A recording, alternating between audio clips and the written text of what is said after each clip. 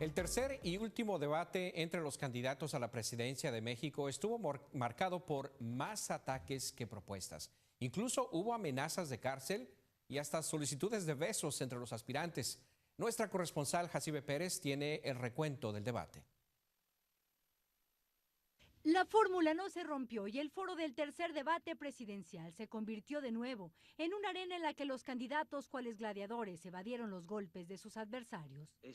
Yo no soy corrupto, a mí me pueden ¿Dices llamar... que no es cierto? No, mira... ¿Y si te lo demuestro, renuncias a la candidatura? No. Si te presento los contratos, ¿renuncias a la candidatura? Nosotros... La corrupción fue la acusación más común. De un lado a otro de la mesa redonda llegaron los señalamientos y las burlas. La tercia maldita les llamo hoy, ¿no? Porque finalmente han destruido a México. Aquí el único que está indiciado por un delito es Ricardo. En medio del enfrentamiento verbal, Ricardo Anaya indicó que los videos que han circulado en las redes sociales y supuestamente lo involucran en lavado de dinero son por haber dicho que crearía una comisión para investigar a Enrique Peña Nieto. Pero quiero decirles que no les tengo miedo. Combatir la corrupción desde el más alto nivel es hoy lo más importante. Tiempo, candidato Anaya, gracias. También acusó al representante de la coalición Juntos Haremos Historia de haber pactado impunidad para el actual presidente de México. También se No toma lo he fotos visto, con Peña y no él lo he pactó visto con Peña. en 6 años. ¿Pactaste No lo he con él, visto. sí o no? No. En medio de lapsos donde surgían las ideas y las propuestas, la ironía y el humor negro reinaron a lo largo de los 120 minutos. Me divierto con ustedes. Ahora dale un beso, cabrón. No es mi fuerte la venganza. Justicia, no venganza. Le ofreciste Ni impunidad. a ti. Gracias, Te ahora voy sí. a meter a la cárcel. Al final, los 4 candidatos lanzaron su última moneda al aire y llamaron al voto. Conmigo a ti te va a ir muy bien. Transformemos el enojo en esperanza. No tengamos miedo. Atrévete, quítate la pata del pescuezo. Los resultados de este debate se verán mañana en las encuestas, pero su verdadero impacto no se reflejará hasta el próximo 1 de julio en las urnas. En la Ciudad de México, Jacibe Pérez, Telemundo. Bueno, y para poner este tema en contexto, está desde México en enlace a través de Skype el analista político, periodista Bruno Acuño, a quien me da muchísimo gusto saludar. Bruno, ¿cómo estás? Bien, Luis, un saludo desde México para ti y tu auditorio. Bueno, vamos a platicar sobre este debate. Obviamente fue ya hace algunos días, pero siguen las reacciones todavía. Sobre todo para la gente que vivimos fuera del país. Lo primero que te quiero preguntar, y no es relacionado con el debate, sino con una reacción que ha tenido la gente allá en México, los mexicanos, nuestros compatriotas, acerca de los compatriotas, de los mexicanos, nosotros que vivimos fuera de México. Muchos allá dicen, si tú vives fuera del país, fuera de México, no puedes votar. Yo ya mandé mi voto, acabo de mandar mi voto esta semana, pero ¿por qué esa actitud de los mexicanos allá hacia nosotros los que estamos fuera, Bruno? Bueno, Luis, es una opinión dividida, ya que por un lado una parte de la sociedad mexicana considera que como mexicanos, como gente que tiene una importancia económica muy valiosa por el hecho de las remesas que envían a los familiares, pues prácticamente impulsan la parte económica en comunidades, incluso lo que se envía desde allá a nuestro país es prácticamente el sostén de la mayor parte de los habitantes y por lo tanto pues se les considera como otros mexicanos que por razones de diversa índole se han ido del país a trabajar y a buscar una nueva manera de vida.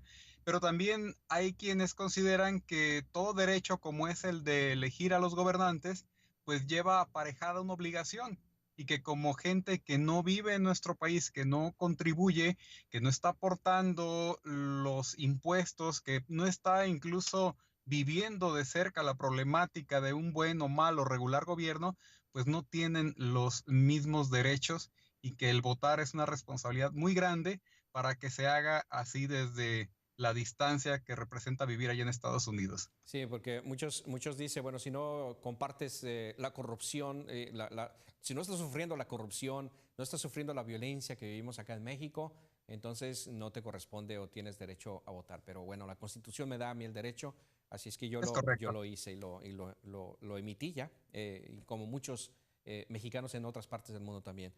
Bruno, acerca del debate, de lo más que se habló en el debate fue de corrupción.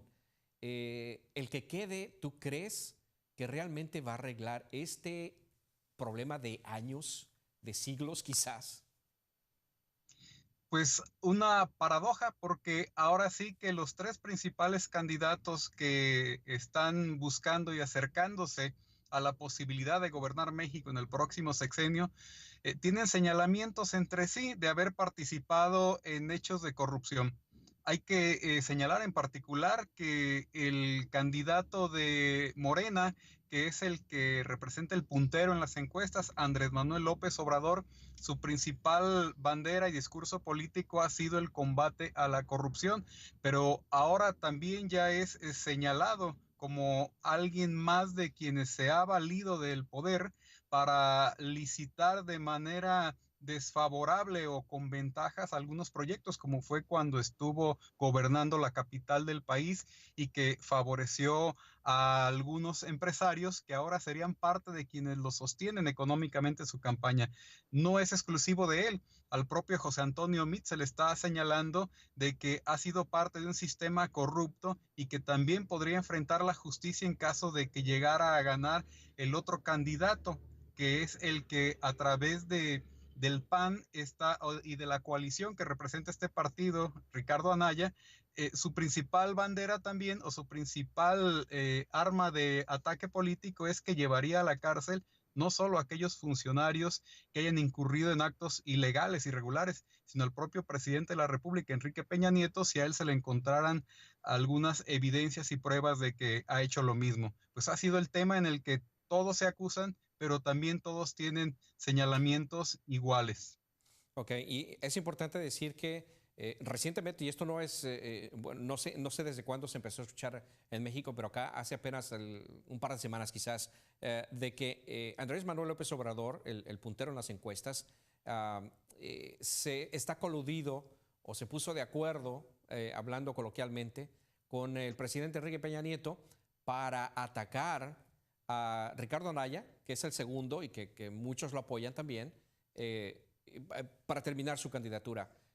¿Cómo ves esto? O sea, es decir, ¿se le está acusando a Andrés Manuel López Obrador simplemente porque se les ocurrió que estaba coludido o realmente hay evidencia de esto?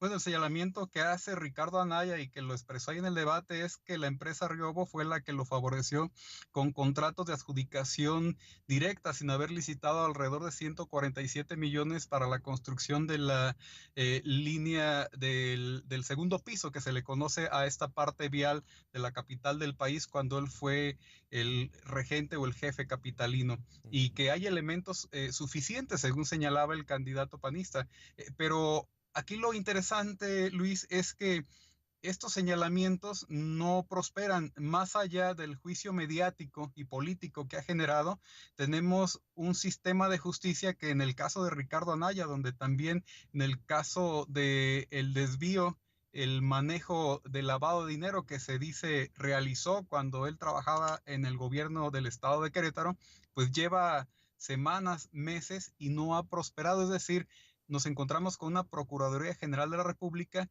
que no atiende puntualmente estos señalamientos y pareciera estar postergándolos con fines políticos. Es decir, entre acusaciones mutuas, lo más viable es que la justicia interviniera para comenzar el proceso correspondiente, pero no va más allá de esta parte. Pareciera más el apostar al escándalo. Y en este caso sí, el particular tema de Andrés Manuel López Obrador, que siendo el Muy que bien. va adelante en las encuestas, pues es señalado ya incluso de haber hecho un acuerdo con el actual presidente de la República para no ser atacado. Muy bien. Bruno, muchísimas gracias. Nos escuchamos la próxima semana. Gracias, Bruno Acuña, analista político desde México. Gracias, un saludo desde México para ti, tu auditorio. Nosotros hacemos una pausa, regresamos con más en el programa Contexto. No se vaya.